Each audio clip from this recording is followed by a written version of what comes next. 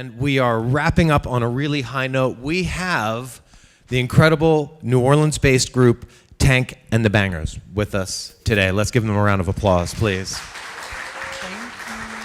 Band and manager.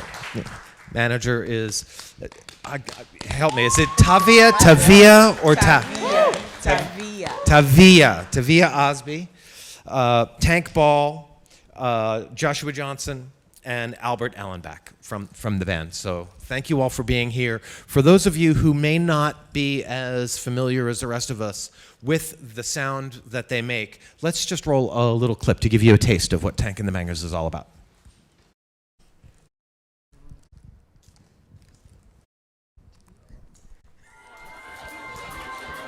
We are taking the Bangas, the weirdest flowers to ever bloom out of New Orleans. People love you in the States, they love you in New Orleans, they love you in the UK. And Tank, who are you? You're a poet.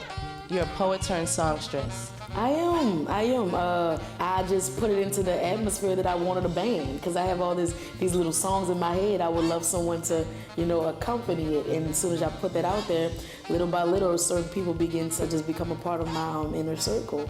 These guys are my brothers. She's my sister. We fuss, we fight, we laugh, we cry. I feel like we're putting out love on stage and off stage, and that's what this is all about. And I'm glad that I found people that I can share this dream with. They're on the same journey with me, and it's crazy how it all just come together.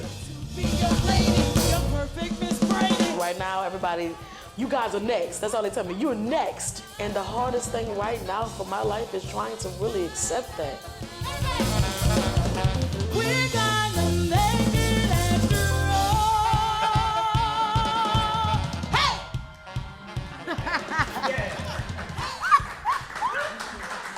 And that is a little snippet of a documentary about the band that was produced by our own WWOZ, which we are going to be premiering in an exclusive showcase screening of that film right here at the Jazz and Heritage Center on June 1st.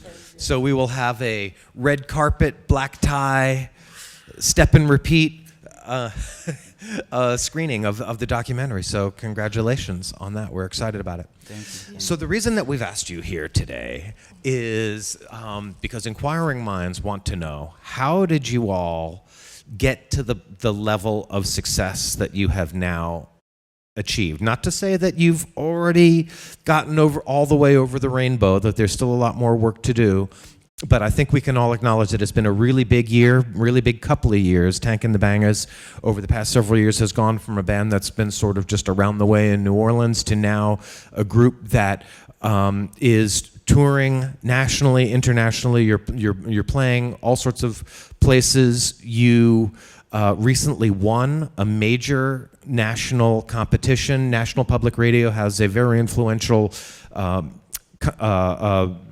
program called the Tiny Desk Concert Series, and they did a national contest for videos with more than 5,000 videos that were submitted, and you all came in #1 in the country. You won the Tiny Desk contest, which is a big way of putting you on the map now, and we're going to talk about some of the other things that are yet to come. But let's go back to the beginning. You have an unusual band.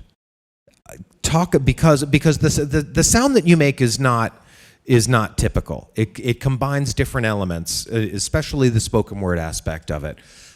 So talk about how the band first got together and how you all got to decide upon. I mean, who came along first? I'm going to assume that a lot of the lyrical stuff had to be part of the origination story. Oh yeah, the lyrics definitely first. I used to walk around after the poetry club after meeting Tavia and just used to say all the time, man, I want to put out an album, but I only wanted to put it out for myself and my friends to just listen and play to. And before I knew it, it was like a really big thing. And Joshua came first as far as the members are concerned. And Albert is our last member, actually. And everybody else, Norman. You're the end, dude. Merrill. That's it. There's no more. We did one show with Albert, and Albert said, take me with you. It was like, all right, so that's how it's going to go. But we met, our central meeting grounds was a place called Liberation Lounge. Well, actually, it was called Black Star Books and Cafe, but the night that we were all together was Liberation Lounge. every Sunday. If you missed church, that was church. It So, was so coming very much out of the spoken word circle. yes, so it's just positive grounds. It's just positive. So how did the spoken word and the music begin to intersect? Just being from New Orleans, everything we do have a beat to it. Even when we do our poetry, it's a certain cadence. You know, it's why we won nationals. People thought that we were weird that we put music in our poetry, but these are our stumping grounds. You know, it's just so natural for us. And when you slam, you only have 3 minutes and 10 seconds to do your poem. So I decided that I knew I needed more time to do that. So it was so natural for me to already be a poet and to allow these people to put my music and my poetry together in a major way and never forget neither one. But did you say that Tavia came along before Joshua? Oh yeah, So she introduced me to Josh actually. All right, so Tavia, obviously you were integral to the formation of the band. So talk about your relationship with the different. How did you know the individual members, and how did you come up with the idea that maybe they should meet? Okay, so me and Tank's story is kind of unique. I was in my senior year of college, and I had a project I had to complete, and it was to go to This the. all grew out of the term paper? Yes, yes. Where were you in school? Southern Suno, yeah. So it was go to this open mic and see these poets and come back and, you know, write a paper or what have you. But I didn't get to see Tank. I brought along my little sister, and she saw Tank. So she came home, and she was like, I think she was like 16 or 17 at the time. And she was like, Your sister or Tank? my sister. Okay. She comes home and she says, I gotta meet this girl. She's my idol. She did this poem. And she was like obsessed with Tank and Team Snow on the internet. And I said, okay, well, at first I was jealous because like you just saw her once and she's your idol. You know, I've been around for a while. So my mission became to get Tank and my sister introduced. I found out that me and Tank shared a mutual friend, and he kind of like harped on us having a relationship. He was like, you guys would, he was like, y'all have to hang out together. And she's really nice. She's very boring. and she dodged me for a very long time. She dodged you. Yes. But Tavia wanted a tattoo of. Oh, I'm so sorry. Tavia wanted a tattoo of her and of a poem for her and her sister, right? A poem just about their relationship together. That And you she- had written? That I wrote, and she really wanted. She was like, "Hey, girl, did you write that poem? Did you write that poem?" And she wasn't Oh, aggravated. so but wait, she was commissioning you to persistent. write a poem Yes. that she was Yes. going to tattoo on herself. Yes, I have that tattoo. she has that tattoo. Let's see it. Oh, you don't want to see it. It's like. But her sister has it as well. But she was just, Elvis said, give the people what they want, Ty. Elvis, gross. But okay, so we get introduced. We're skipping seeing my tattoo. We're skipping that part. We'll save that for the after party. Right. There you go. Nice. But I used to send out these inspirational quotes, and this is how our relationship kind of went full force. Sent them out where? Like on To Instagram? friends, close people that I cared about. Just like by text message? Or Yeah. What? Oh, okay. And so one day my friend said, you should send this quote to Tank. It was about having faith and following your fate and what you'll end up at. And so I sent it to her, and she finally responded to me and said, I just quit my job at IHOP. Then she said, she had some follow-up questions with, you want to go to the movies? I'm like, cool. You have your own house? Yeah. You know how to cook? Yeah. Do you know how to cook shrimp pasta? Yes. Do you have cable? You got cable? Yes. So Tank You have really internet? just wanted to use. Y'all picking out curtains? Yeah, Tank wanted to use my niceness, you know. I did. So after hanging out with her, a while, like we just started growing as friends, and after hanging out with her for a while, people would be like, Tank, when are you gonna put out an album? Tank, you should come do this. And Tank kind of like brushing it off. People would call themselves booking her a show. She would sleep through the show. Like I just was watching her just kind of lay on her gift and not really step into her full potential. And it was like a joke, like, hey, I'm gonna be your manager. I was actually working for 911 at the time, and Now, like the city, like Yes, the yes, police yes. calling up. Wow. Okay. yes, So and this I would was be an also, inappropriate time to make a Public Enemy reference, I guess. I was working there and working as an intern for the U.S. Department of Agriculture, but I was spending all my time doing research on how can I help her. And Gus Bennett, he did a photo shoot. The photographer? Okay. Yes. Yeah. Gus Bennett, he did a photo shoot for Courtney Hart. And Raj Smoot was Courtney Hart's producer. He traded in a favor. He said, I'm not gonna charge you, give Terriana some studio time. Terriana never seized the moment. So we see Raj Smoot on Bayou Road coming out of the Cocoa Hut. And I said, Raj, I don't even know him, but I said, Raj, how you doing? He's like, who are you? Yeah, and so I explained what Gus had already told me, and we get her in the Wait, studio. so Gus was giving Raj free photography Just to put if out he an would album give that I you never free had. studio time. Yeah, Even and thought Tank of. she hadn't wrote a lyric or anything yet. So when I get that contact with Raj, he said, okay, come on, y'all can come to the studio. So Tank did a poetry album, and she Of kind of just like solo spoken word, yeah. no music, no. And she kind of like made mouth music. And a guy by the name of Suave gave her 2 tracks, so she only had 2 songs, and the rest was poetry. We sold $5 tickets to her first album release. Which was our first show ever. It was sold out completely. And Where was that show? It was at Jafar Pierre's studio on the West Bank. Okay. Who is also a photographer, who was a fan. Io Scott commissioned him to give us this. Like, everybody was who helping believed out. in her just kind of pulled together to make it happen. And so Tank said, I want a band. And I was like, okay, we're going to get a band together. And we got a band together. We had the first show. She never went back to IHOP. Second show, I called Joshua, but I've been knowing Joshua since I was about 15, maybe. So, I mean, we're talking about 16 years now. And I let him hear her, and he was kind of interested. Well, let's hear from Joshua. Why don't you pick up your version of the story from here? Because I don't quite believe everything Tavia just said.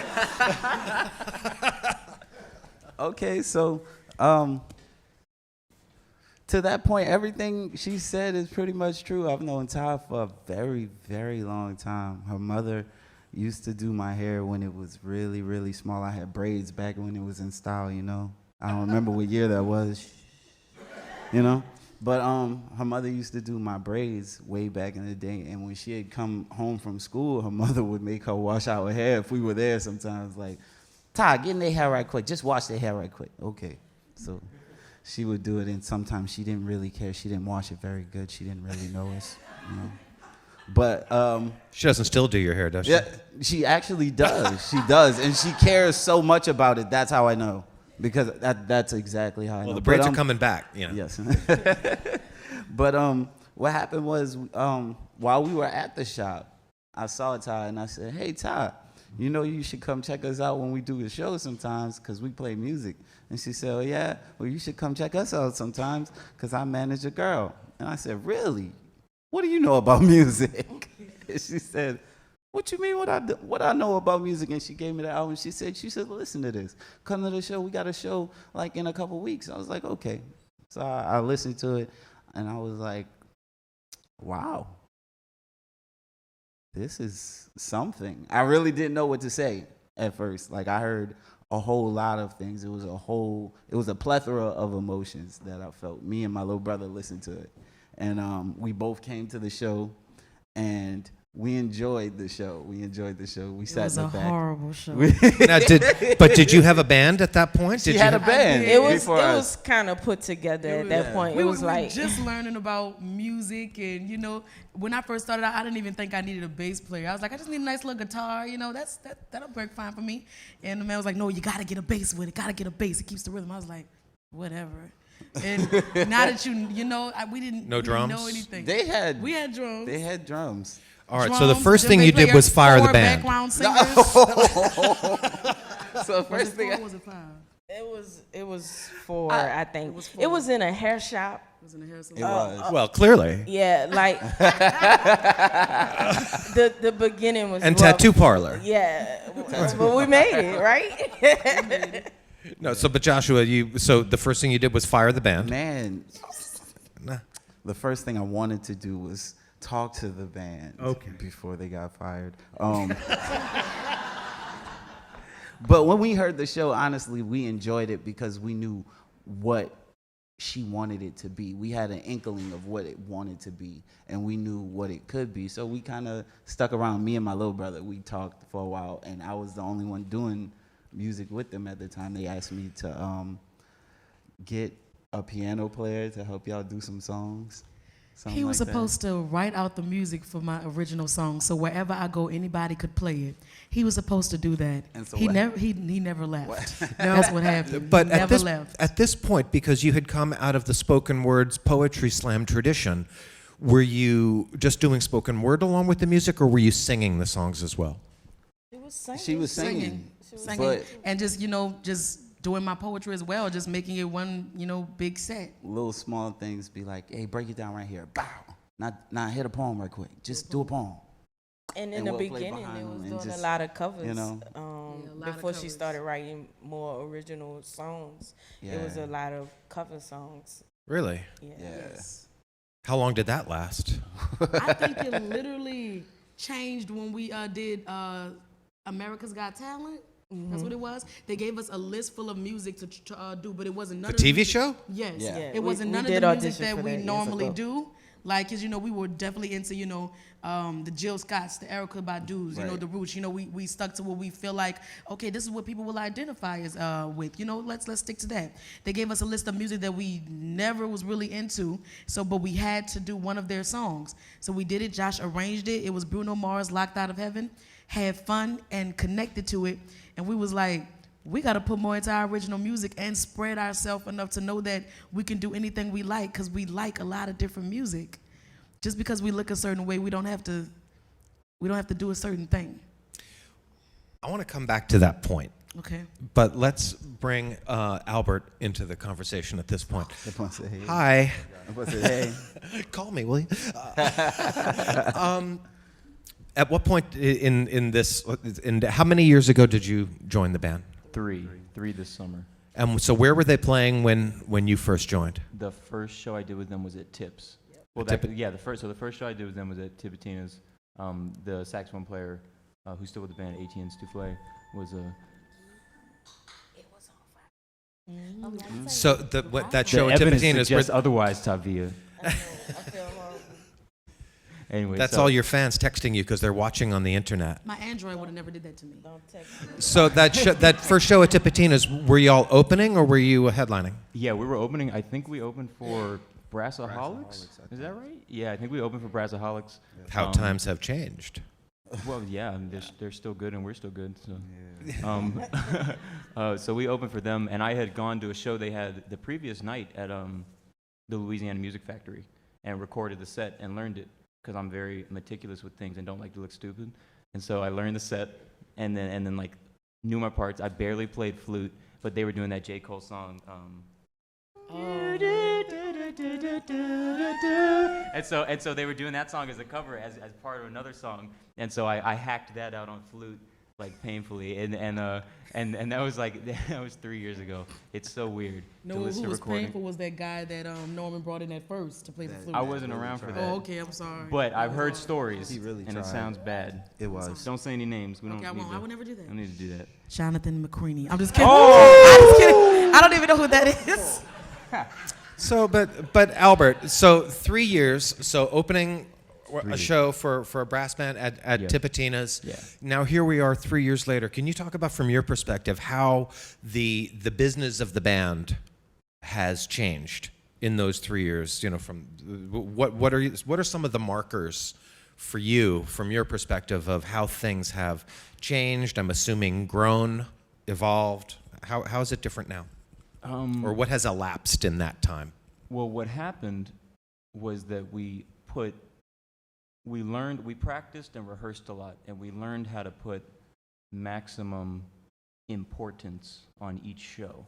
And it's not and it's kind of like not just doing gigs, because especially in this city, there's a lot of gigs. You can go out and like play and just do stuff, but then we treat each show like it's like a sold out stadium, or like we're like rock stars or something, or like even when it's not. Like we played this Essence party for the mayor a couple years ago, and they treated us like we were like just like dirt on the bottom of like shrimp covered floors or something. And so we were like, but you still go in with that energy, and people notice and are like, wow, they think they're something, they might actually be something. And it's kind of just a self-fulfilling prophecy. And then you just like speak things, and just if you think about, I say the business of the band is that we think about what we want, and then if you think about what you want, then it's always on our minds, and we're always rehearsing towards it, and then people care. And so what elapsed in the 3 years that, took a long way to get around to it, was that people started caring because we care. I don't know. It's kind of hard to manage attention and stuff, and a lot of people try to put numbers on it and stuff, but it's like we just did little shows, played for anybody, just played like we were playing for everybody when we were just playing for like 2 people. So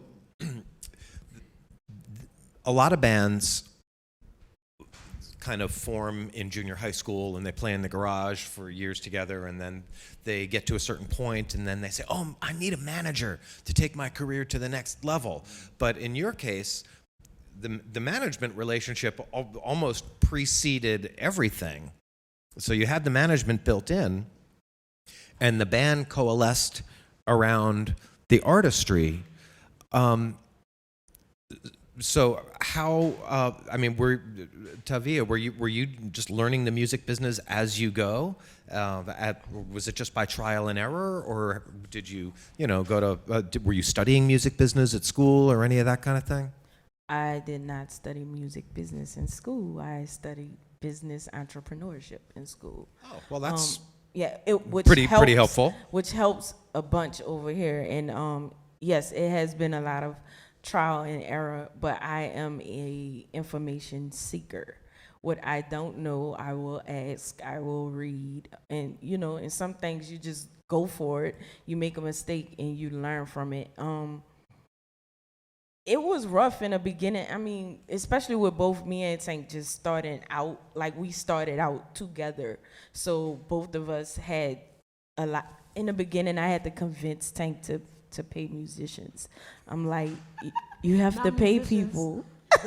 No, Tavi wanted to give my background singers the same price as me. No, I did I'm like, not. wait a It was minute not now. the same price. Oh, yes, it was. It wasn't.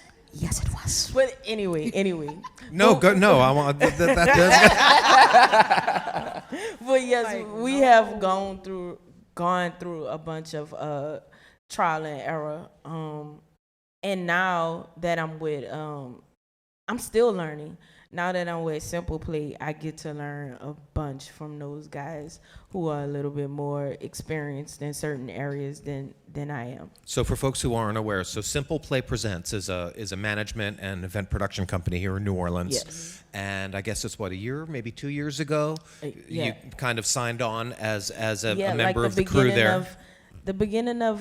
The end of 2015 is when I signed on with them, yes. So that gave you some more infrastructure as having an office and other resources and Yes. people to draw upon Yes. with more experience. What have been, and any of you feel free to chime in on this, what have been some of the milestones that you have noticed, like maybe say 3 years ago or 2 years ago, when something happened, you're like, hey, I think maybe we got something here, or maybe if we stick at this, there's a future in it. Can you think of any particular, whether it was a show or a phone call or a turning point or an opportunity or something that happened where you were like, I think this is actually gonna pay some money? I mean, not necessarily. I didn't think from it of like it's gonna pay some money thing, but a huge milestone for me is actually me, these 3 and 4 under band members raising money to go live in London for 3 months. Yeah, in a 2-bedroom apartment. And I like when we went there, I felt like it was gonna make or break us. Like either we're gonna get through this and be together, or we're gonna get through this and not be together. Well, For wait. 8 people to be in a little 2-bedroom apartment in the UK, y'all don't understand. Why did you Or want to go smaller to in London Europe. for 3 months? What was that about? Were you Okay, trying to be so- like Jimi Hendrix and break in from the UK No. and conquer America that way, or what? No. What was the plan? It was like this. So when Tank is like, I want to go here, most of the time I'm like, okay, well we'll plan a show and just go there. So we have been talking about actually being able to go overseas and see if we were received over there. And so people were telling us, you guys have to do a festival, and then that's what all the overseas buyers come to. So we had been doing festivals, and we still didn't get a call to go overseas. So it was like, we're gonna wait until somebody makes it happen for us, or will we make it happen for ourselves? So instead of planning to go over a week or 2 weeks, we were like, hey, we can go over for a time span and really like get grounded and meet people and network and see, okay, we can pay for ourselves to go over there this time and maybe get an opportunity where they're gonna bring us over the next time we go. So that's what we did. We planned these parties once a month, and we took all of the money and put it in a fund, and we raised enough money to go over there and stay. And the story was, and I said we were either gonna be made or broken there, because when we got there, we had been talking to this guy who was gonna rent his apartment out for us for a short-term lease. When we got to we talked to him up until the airport. He did not show up. So we was like, we came all this way, we can't go back home. Josh got a drum endorsement, and the company that made his drum was in the UK. We called them and was like, hey, we kind of stuck out. You're like, what? Can we sleep in the drum factory? No, we didn't ask. But did we sleep in the But did drum we sleep factory? on- Did I strike Slept- a nerve? We slept in the drum Drum shed. factory. Yes, they came to get us in 2 vehicles. They came to get us and all our stuff. came, yeah. And we slept in the drum shed. UK In the superhero. drum And shed. this, we're talking about a Christian couple that didn't eat meat, and we like chicken. We had to beg to fry chicken. And they had rules like when they go to sleep, we go to sleep. When they rise, we rise type thing. And we followed the rules. And we were very grateful for that time, because we had a lot of conversations that needed to be had. And So it how did the helped band us feel get about through you it. signing them up for 3 months of Bible study in London? Well, Jelly was ready to go. She was like, "This y'all journey, baby. This ain't mine." I gotta, well, of because course, they was look because what they they said, suggested though. that we pitched tents. Hold up, wait, no, Elba gotta do it. Hold up. Elba, Tell a this story. is Tell a what he story. said. Exactly Okay. what was said to There her. was So we no had a room- meeting okay, so around there was the this little table. town called Williams. Eastbourne. No, Eastbourne was the big city. This was small. This was like, I don't know. This was a small town. There were It's a like small town. 200 Small people in there. 200 like rich British people in the countryside. You know, with that weird chalk like giants in the hills. You know what I'm talking about? And so like, and then there were, we were not allowed to stay there. They didn't want us there because they'd had issues with. I believe they said they had issues with gypsies camping on public Yeah. lands. Yeah. They were talking So- about you guys. In the past, it was us in another life. So, this guy, but the guy we're staying with, John from Serenity Custom Drums, he said, "Well, look, you guys, you can pitch tents in my yard. Look, you'll pitch tents. You'll only be out there when you sleep. You'll wake up, come in, and do everything." And you're like, "Are we about to be camping in like the English countryside? You know, with 8 people?" And Jelly was ready to leave, and John was like, "Okay, we can't." Jelly being one of your singers. Yes. And then John wanted to offer up his sister's home, but his sister had a lot of stuff going on in her life, and there was talk of like us giving concerts and like watching her kids, and we were like, well, we got stuff to do, man. Like Elba we is can't not just- getting it across. This man said, "You can stay with my sister, and she has a lot of kids, and she's a little sick. You can sing a song for her, make her feel better every day, and use her bathroom, but sleep outside." I said, "Ty, we need to talk." And Well, you meanwhile- said you wanted a festival gig. You got yourselves 3 months at Bonnaroo in London, and you didn't even know it. But look how we got out of it. So before we got to the UK, a a poet reached out to Tank and was like, I want you to be on my track. And so we didn't know this girl. We hadn't even heard any of her music. So I tell Tank, I say, hey, there's this girl. She wants you to be on the track. And Tank said, sure, how much are we going to charge her? I said, let's do it for free because we're going over there and you never know what we might need. She offered us her house. We stayed in her Boom. 2-bedroom apartment for 3 months, rent free. All we paid was utilities. It's amazing. So, like, all of this stuff was working out in the universe for us to be over there already. Hold on, I'm still confused. Yeah. We're very favored. So you came up with the goal of saying, we're going to take this 8-person entourage to London for 3 months, and you played months of gigs, for yes. free, saving all of that money with incredible dedication and persistence to pay for all of y'all to subside together like the monkeys in a house. I mean, the TV show in London. Yes. Why? I would like to say, I think a big part of Tank and Bangas' journey and the success and where they are now is that there's a common goal and everybody is willing to sacrifice to get to that common goal. We're talking about one of our members who's married with 3 kids that sacrificed money every month to be able to come over there. Shucks me, I sacrificed a lot. I mean, everybody here has sacrificed a lot. We have this thing where we put money in a bowl to get what we want, and it's just done. And it takes a lot of strength and prayer and discipline and courage and whatever it is you believe in to get you to that point.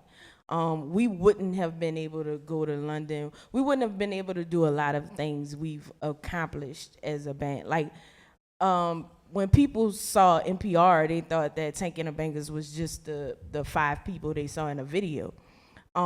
So when it was time to go, NPR's rules was only the people in the video could come out and do the Tiny Desk that's the contest rules. So I called them up and I said, well, the core of the band, we have, one member who couldn't be in the video, but we're gonna pay for him to come out and perform. And they were like, okay. And I went as well. So when we got there and they saw us and they saw the sacrifice that we were willing to make so the band could be there, they was like, well, hey, we see how important this is to you guys, and we see how important Norman is because Norman was the member who wasn't in the original video. We see how important Norman is to the dynamic of the band, and we see how important you are, and we're gonna pay for you guys as well. So a lot of what happens with Tank and the Bangas is because of the thinking of oneness more than separate. So the discipline, the dedication, the common goal, the willingness to sacrifice to achieve goals. I still am curious about what did you envision being the result of something like a 3-month journey in the UK? What did you think was going to happen from that you were so committed to getting all of these people to go move overseas for a 3-month period? What did you think was going to result? Well, we wanted a chance at an overseas festival, and I think we got that. So getting over there, here at home, you have to apply for not to say that there's not festivals over there like that, but you have to apply for festivals, and it's sometimes kind of rough.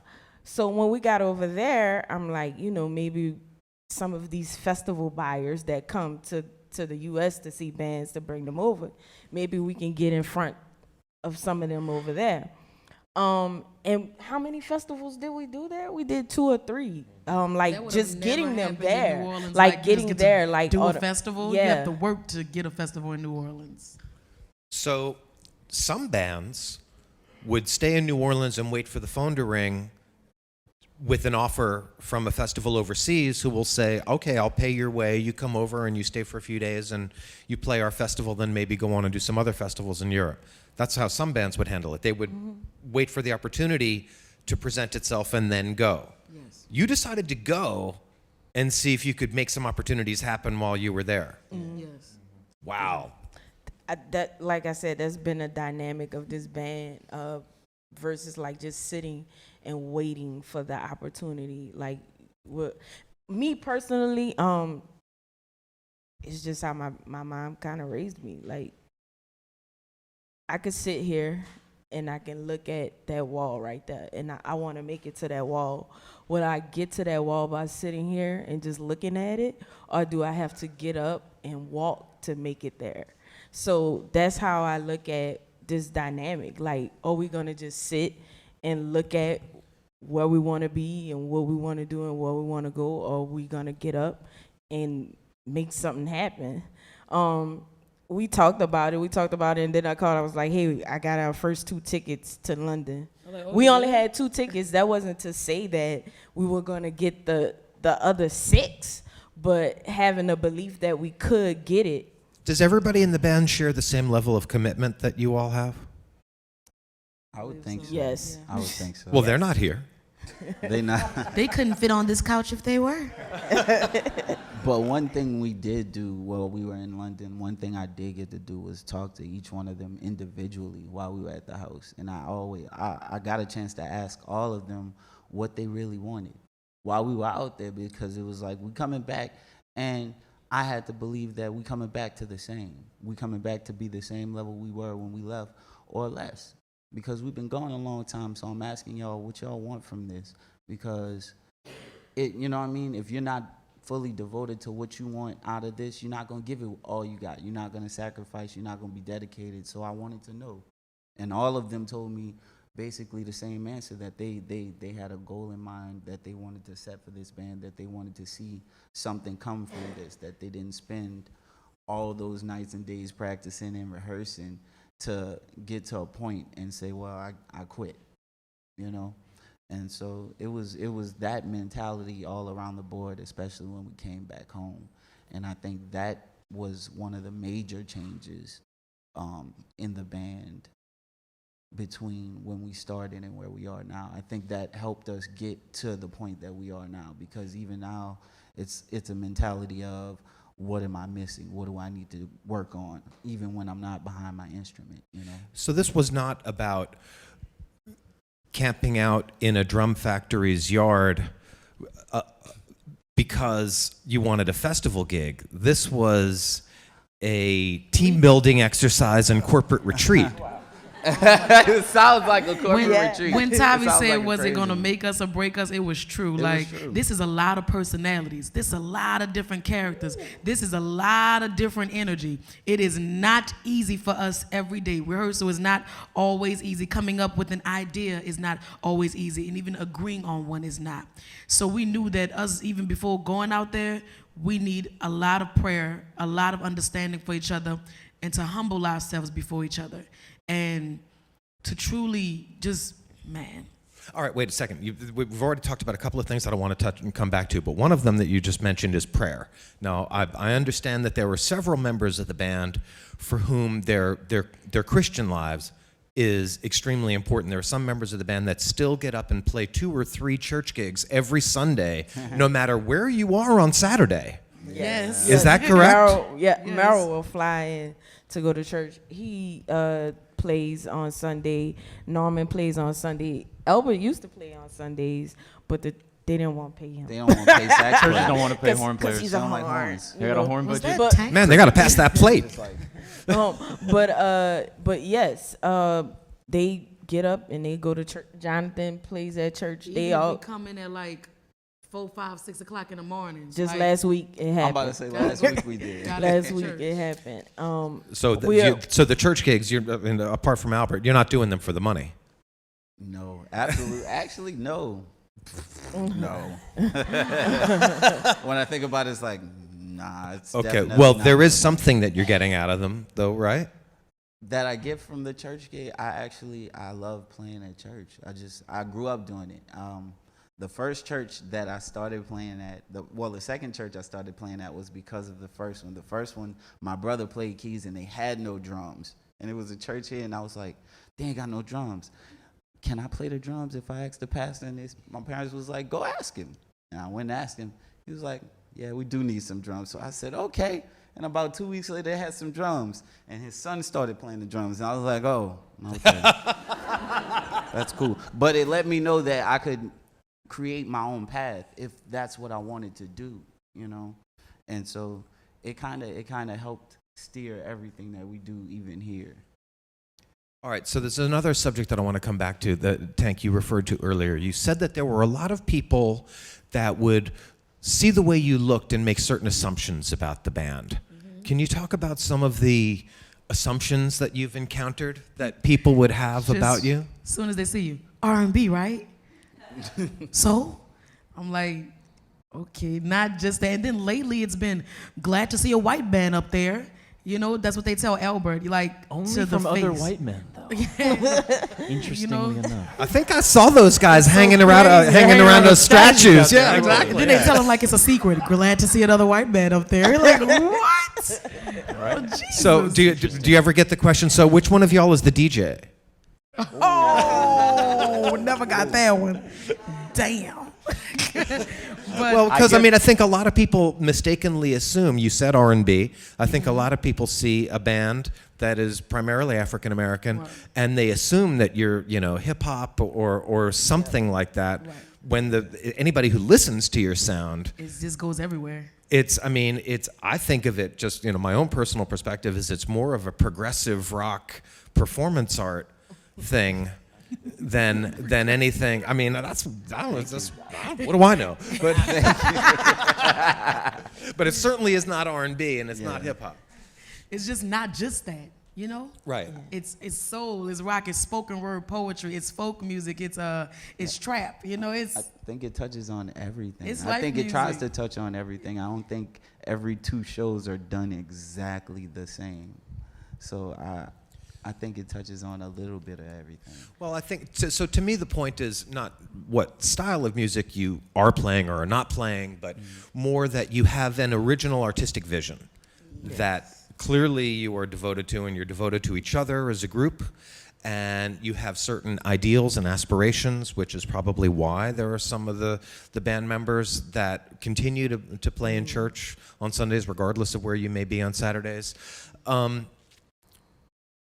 And you're still, as in the clip from the documentary that we saw shows, you're still arriving at the precipice. You guys haven't necessarily achieved the heights that I think you all are committed to. So what are some of the goals that you still have as a band, musically, professionally, career-wise?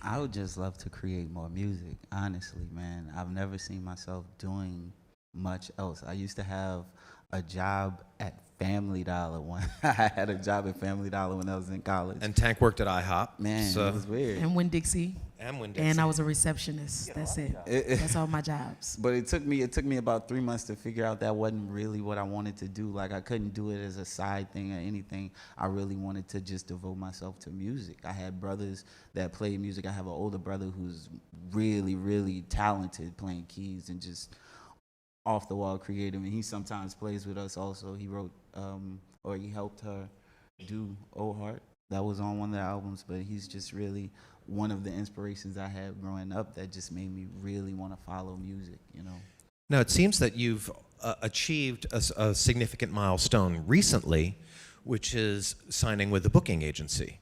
How long ago did that happen? Middle of March. Yeah. Okay, so within the past couple of months. Yeah. Because I didn't even know about this until recently. And so the agency that you've signed with is an extremely well-known in the business booking agency called High Road Touring, Yes. which is run by a guy named Frank Riley, who in the past has been a keynote speaker for us here at the Sync Up Conference. They have an extraordinarily impressive roster of acts, everybody from Robert Plant down to, I can't even think of who all is on the roster. Wilco, Alabama Shakes. Alabama Shakes. So in the couple of months since you have been signed, now that you have a booking agent out there hustling gigs for you, have you noticed anything that has changed in either the number of offers that are coming in or the dollar figures that you're seeing? All of that has changed. After this month, Tank and the Bangas won't be gigging in New Orleans probably until October or November. But Is that because you want to stay out of this market purposely, or you're just going to be busy? They're going to be busy with signing with the booking agency, and also the NPR thing. The demand has, come to a great height. Managing Tank, I've always known like there was just like this special thing about her. When I first saw her at the open mic, I went back every week because I saw her at the open mic. And she has this thing that just touches you. And I always felt like she just has to get on this platform. And then when getting with the band, it brought the show to a totally different level. And so I always felt like the right platform will get the band up. And that's what NPR did. And so once that happened, how we got with High Road was, okay, so for years, since last year especially, I have been reaching out to booking agencies to, pick up the band. How many agencies turned you down? A bunch. None of them, a lot of them didn't even answer. So I had never heard of High Road, the first thing. High Road is more of an independent agency. So after NPR, my emails was just crazy. So every booking agency you could think of reach out. Big ones, small ones, independent, all of those. So I would go to Tank and I was like, I've been trying to get all these booking agencies and now all of them are calling me. But another thing about this band is they don't make quick decisions. Even though she got the song quick, they don't make quick decisions. So and I talk to them about every decision. I don't just make it because I'm the manager. I don't just say, okay, I'm gonna do this. So I get on a call with Hyro. Reed, my business partner, he calls me. He said, Hyro wants to talk to you. I said, okay. And I had been talking to all the big agencies, and I was, excited about it. But I talked to them, and they were the first people that said, what do you guys want? How do you guys want to operate? Not what they could do, not what we should do, but they were more interested in how can they be a team member, and that's why we went with them. And I'm so, so, so happy and pleased with what they're doing and the relationship that is brewing between Tank and the Bangers and High Road. And another New Orleans band and another simple play act. Sweet Crude yes. is also signed to. Sweet Crude and Taking the Bangles are going on tour this I was just going to summer. ask, when are you touring They're together? going on tour. Tank and it's the New Alexis Orleans have Roadshow worked of two together bands on that sound some nothing things. like New Orleans. Yes. We are very excited. Sweet Crude is Crude's one great. of our favorite bands here in the city, so we are very, very, very excited. In July, they will be So going this on tour NPR together. Tiny Desk contest clearly was kind of a watershed mark for the band's career up until this point. Yes. All right, for real. How many of you all had never heard of Tiny Desk?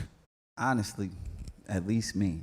I hadn't heard of it until Ty and Albert were the ones who kept saying NPR this, NPR that, and I'd be like, NPR. And one day I was like, what is NPR? And I looked it up and I was like, oh. Yeah. And this was actually after we did the submission, the video and everything. I still didn't know. I was like, we turned it in the last The last day. I had been telling them, hey y'all, we have to do this video. We could do it with a phone, whatever. And they was like blowing it off. So I kind of set it up like it was a show.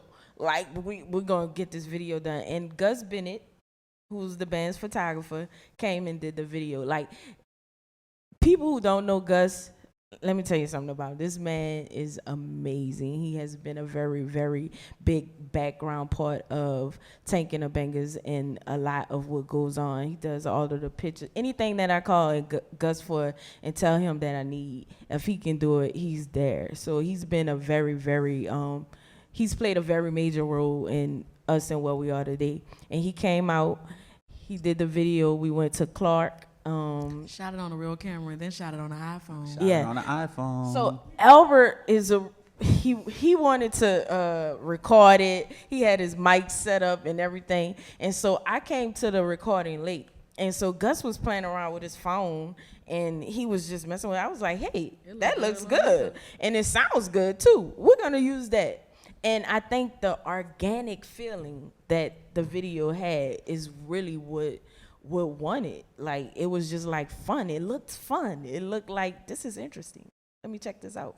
If anybody has any questions for the band, just please use the microphone. But the video for the song that won the contest, it's great. It's a great song, but it's a very simple video. It's like just one or two cameras, just a very simple set, very plain background, live performance type of video. It doesn't have a lot of special effects. It doesn't have a lot of bells and whistles. Were you surprised that it won? Yes. Not me. I knew it would win. It's so many entries. That's why, you know, I feel like, man, 5,000 entries nationwide. It's a lot of people to come out on top of, even though they are equally talented, you know? Some people that we even look up to musically. yeah, Shantae Can, like Jamie Woods. Emily King's background singers, like amazing people that They you just all watching apply. their videos, not your own. You like, dang, they Right. about to get this. Us winning to me was like a 5,000 green leaves on the ground and picking up one with your name on it. It's like, How'd are you do that? serious? How'd you do that? But I think you're right that the charisma of the band and the spirit of the band does come through, despite the relative lack of fireworks going on It was technically fun. as far as And the visual production And goes. if you watch the Tiny Desk concerts, anybody who's familiar with them, the really good ones are so organic and heartfelt and simple, you know. And that's what I saw when I saw the one on the phone. So I was like, yeah, we need to go with this one. Well, the Tiny Desk concert series and NPR generally as a platform, I think, has proven itself time and again to be a huge platform for independent artists breaking through to a new audience. And people look to NPR as a real discovery tool. So that's Yes. one of the reasons why we've paid so much interest to them over the years. Okay, we have a question. Hi, my name is Aziz, and I'm leading / managing a fairly large band of 8 people. So the first question that I have is just around the vision for the band. Was it intended to be a big band, or was that just something that kind of organically happened? And then the second thing is, it's it's really cost prohibitive, right? Like someone that's a local indie band trying to get 8 people on tour. What are some of the things that I should be thinking about in terms of, for example, like securing commitments from everyone so that there is that ability to tour? Or someone else from the music industry suggested that I should tour solo first to kind of soften the grounds for the rest of my bandmates to kind of step in. So just any perspective in that regard would be great. So the challenges of touring with a large group, financially and otherwise. Okay. The growth of the band was organic. We didn't start out that big. Yes, it does cost a lot to tour with a band of that size. I would say yes, find out if you're all committed to it.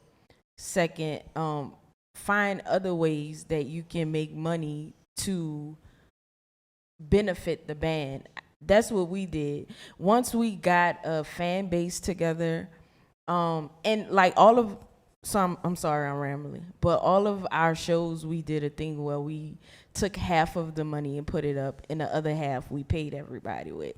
That worked out for us as well. All right, this is an important point. $5. So you created a band fund. Yes. And so every show you did, you took half the money Yes. and put that away in the band fund. Yes. To pay for things like supporting your own tours, probably going into the recording studio and Yes. making records, photo shoots, all the All that. essential band essentials. Yeah. But we have never paid for a photo shoot. Okay. So forgetting the photo shoots, but you probably need to pay for web hosting service. Yeah. You probably need to Yeah. pay for hotels when you travel, Yep. things like that. Yep, all of that kind of stuff. I think your surroundings is very important. If you're So if you're doing something and it's good and you're leaving your heart out there on the stage, I think the thing is people begin to believe in you. And so they want to be a part of that journey. Surround yourself with people that want to be a part of the journey, because being independent is very hard. I can only speak from my personal experience. I've sacrificed so much because I had belief. In the beginning, it was kind of rough to get Tank on board with singing in a band and all of that stuff, but my belief was so strong that I was willing to do that. So I think making sure the people around you and you have a common belief in what y'all are doing and putting out. But far as like money is concerned and touring, sometimes we don't tour with the whole band. We don't tour with the whole band. We take, like, at one point we was doing like a 5-piece or a 6-piece. Don't take out the whole band just starting off. That's a lot of money. Don't do that. Don't do that. But find something where you guys can do and kind of create a fund for yourselves and put up money so in the future you can do that. Even if it means taking all of the money from those parties that you talked about doing, and nobody gets paid, and you put all that money in the band fund because you have a 3-month corporate retreat planned. Yeah, and another thing too is we don't take money from merch. All of the merch money goes into the band account and supports things that we want to do. So, and I can add to that one thing. When we first started out, to make sure to get that commitment across in a conversation, Tavia also gave us all contracts. You know, she wanted to know the commitment level. Yeah, not just in verbal agreement. Yeah, we have a band contract. So is that a band agreement amongst the band members? Yep. Or is that a management contract with you? We have all that. So wait a second. I went to business school. What? I know. But you're still in New Orleans. You're a New Orleans band manager that has a signed agreement with a management client? Yes, I do. I think that's a first. Of all of the, how many artist managers do we have in the house? You're not from New Orleans. Although you come back every year. Hi, Mark. How you feeling? Scars all healed up? All right, stay off that bicycle. Okay. Any other artist managers in New Orleans who have signed agreements with their management clients? All right. Congratulations. That's the second and the third in the history of the city. Question. How y'all doing? Blake Owens. So I'm a hip hop artist, and in the past year, I've been performing with the live band, and I noticed just the difference. You know, I would get people that come up to me and say, I don't even like rap music, but I enjoyed your performance. So I kind of want to keep escalating on that. And I caught you guys at Music Box Village. And, you know, that was a real special show. You know, I didn't know what I was getting into. A friend brought me, and I'm like, all right, cool. I had never. You thought it was a hip hop band? Well, I didn't. I knew it was y'all, but you know, I had never been to the Village before, so you know, it caught me off guard. But one thing I noticed is just the entertainment value of the show, you know, and that's kind of where I'm trying to take mine to the next level, because you know the music can only get so good. At the end of the day, you know, you want people to be entertained. You want to give them an experience, and I kind of wanted to just kind of touch on where you guys get your, you know, showmanship from, you know, as far as putting together a show like that, you know, with, what was it like? It was like an Alice in Wonderland type of thing. I didn't know what was going on, but I loved it, you know. What was your favorite part? Yeah, it was a lot. It was a lot. And like, I actually think I talked to Tavia on through email. I did the Bike Fest. I was trying to book you guys. Yeah. That was due to that previous show. But yeah, just to really touch on, you know, just what goes into the entertainment, you know, part of the actual show, you know, aside from the actual music. Man, basically just wanting to see what you want to see. You know, what do you love to see? Like, what really entertains you? Growing up, I love the feeling that Disney movies gave me. They gave me hope for love and excitement of losing something and finding it, even yourself. I love Missy Elliott videos and Busta Rhymes and Janet, and just seeing these people, their movements and things. It's always entertained my eyes, and I would hope that other people would be entertained by, you know, what I found to be beautiful and exciting, and, you know, including the people in on everything that I'm doing, because it is an interaction. If I'm bleeding my heart on the stage and they're just watching me, I'm gonna feel pretty empty after a while. It has to be an exchange, and if it's an exchange, that means it's a conversation. It's a conversation, that means I may have some chance in there. You know, I have to get you involved, and I want to see what I like, so I just do what I want to see. All right, Tavia, so do we have another? Come use the microphone, please.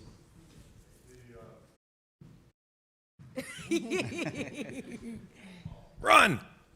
Just waking up. Mitch Woods, musician. I was going to ask you more about the tiny desk situation. Can you explain, because I'm just learning about it, and I want to know, how do you apply, and are there categories? Tell me more about it. So once a year on the NPR website, they put out an application, and you shoot your own video, you own that video, and you upload it to YouTube. There's this one-page application you have to fill out. You can't be signed to a label. You fill out the application, you put your genre of music, the video link, they review the video. You have to have a desk in the video.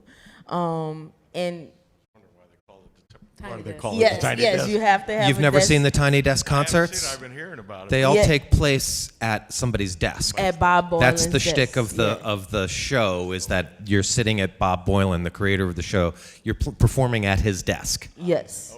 In the office. Now, I mean, nowadays they've actually built a set that looks like a desk, but in the old days it was his actual desk. It's his still desk. his desk. Oh, it's still his desk. Yes. He still sits there? And Yes. he just like We moves stopped stuff out the way. performing, and then he just went to his desk to finish working. Yes. All right. And Some went back and sat down. and it's a panel of judges that they pick to judge you.